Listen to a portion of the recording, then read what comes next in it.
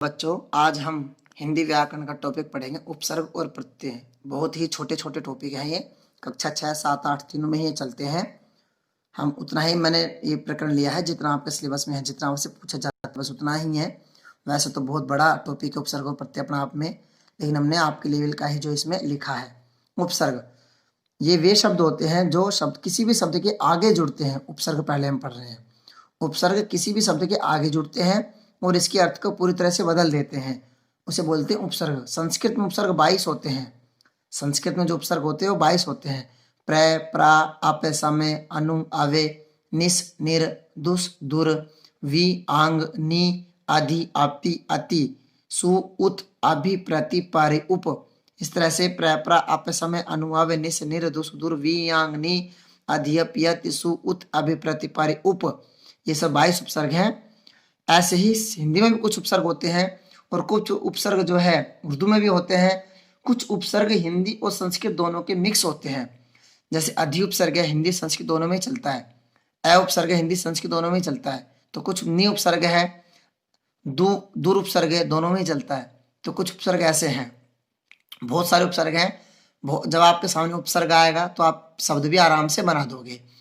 जैसे अ उपसर्ग है, ऐसे शब्द बनता है जैसे अभाव, अछूता, अटल, अथा।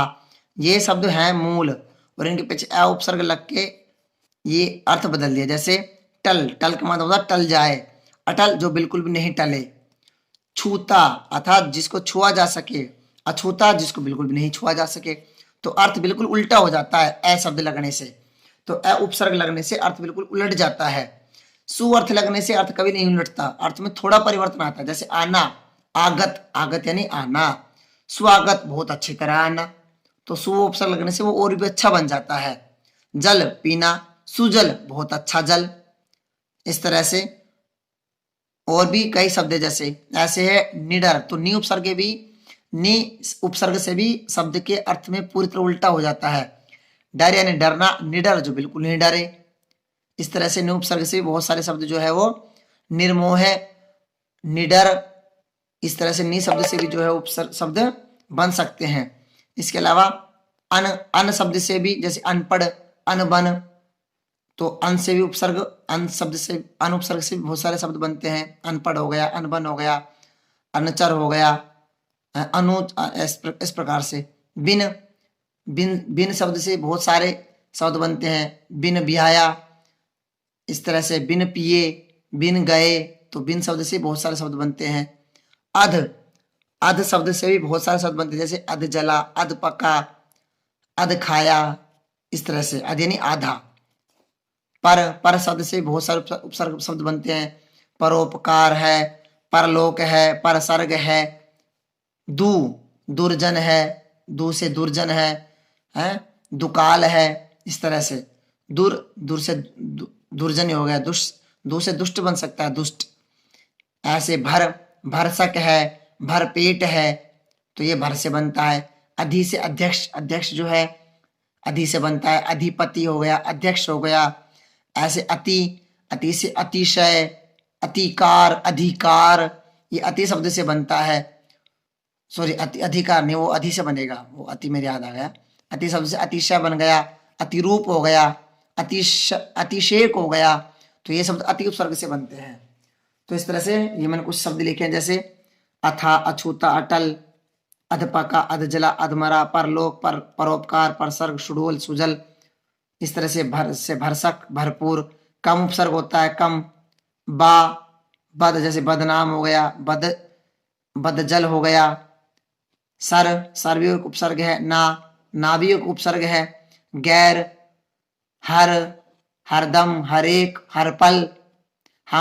हमदम, हम एक उपसर्ग है। हमराही, हमचर, तो हमसे भी कई शब्द बनते हैं। तो ये शब्द इनको आप बना के अभ्यास करिए इनसे, ये आपके लिए होमवर्क रहेगा।